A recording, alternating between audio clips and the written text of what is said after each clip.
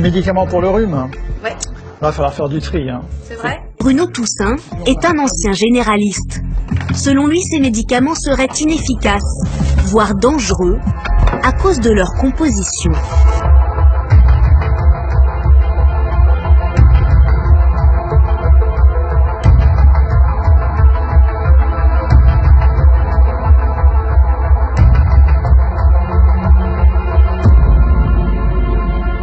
Si on prend le paracétamol, ça va calmer un peu la fièvre si on a beaucoup de fièvre. Mais en général, dans le rhume proprement dit, ça va pas très loin. Et puis alors, il y a un deuxième médicament là-dedans, pseudoéphédrine. Alors ça, pseudoéphédrine, c'est ce qu'on appelle un vasoconstricteur. C'est un médicament qui a tendance à resserrer les vaisseaux.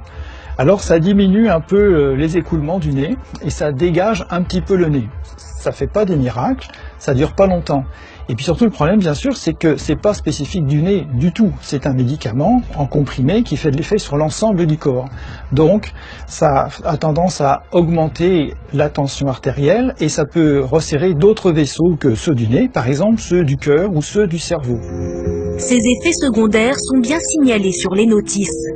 Risque d'accidents vasculaires cérébraux, d'hypertension artérielle et même d'infarctus du myocarde. Les plus graves sont causés par ces vasoconstricteurs comme la pseudoéphédrine, une molécule présente dans la composition d'un médicament anti-rhume sur 2.